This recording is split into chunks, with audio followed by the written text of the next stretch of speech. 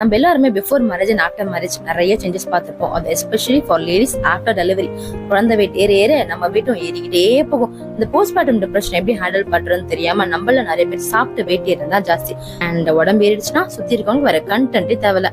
நான் சொன்னா மறுபடியும் பிரெக்னெண்டா இருக்கியா, நான் சொன்னா உன் புருஷன் சாப்பாடே சேர்த்து சாப்பிடுற போல என்னமோ அவளுக்கு தீபிகா படுகோனை மாதிரி இருக்கிற மாதிரி வந்துருவளுங்க. நம்மளுக்கும் நிறைய ஹெல்த் இஷ்யூ ஸ்டார்ட் ஆயிருங்க. சரி ஓகே வெயிட் லாஸ் பண்ணுவோம்னு ஸ்டார்ட் பண்ணி பயங்கரமா கேலரி டெபிசிட் பண்ணி வித்தின் 2 monthsல பேக் டு ஃபார்ம் ஆயாச்சு. பட் அதுக்கப்புறம் தான் ஒரிஜினல் ப்ராப்ளமே ஸ்டார்ட் ஆச்சு. சடனா அன்ஹெல்தி மெத்தட்ல வெயிட் லாஸ் பண்ணனால சாப்பிடுற ஃபுட்டோட நியூட்ரிஷனும் அப்சர்வ் ஆகாம ஏற்கனவே உடம்புல இருந்த ஸ்ட்ரென்த்தும் மொத்தமா ஒழிச்சுட்டு போய் கை வலி, கால் வலி, மூட்டு வலி, அந்த வலி, இந்த வலின்னு ஏகப்பட்ட வலிகள். சும்மாவே டயட் அழுதுகிட்டே செய்வோம். இந்த மாதிரி ஏதாச்சுன்னா சொல்லவா வேணும். பழைய குடி கதவை திரடின்னு கண்டது கலையதை தின்னு பேக் டு ஃபார்ம் ஆயாச்சு. ஆல்ரெடி ஃபாலோ பண்ணதை இந்த வாட்டி ஃபாலோ பண்ணாம ஹெல்த்தியா சாப்பிட்டு ஒழுங்கா ஒர்க் அவுட் பண்ணி லெட்ஸ் பி ஃபிட் அப்படிங்கிற ஒரு செக்மெண்ட்டுக்கு மாற போறேன். பாப்போம்.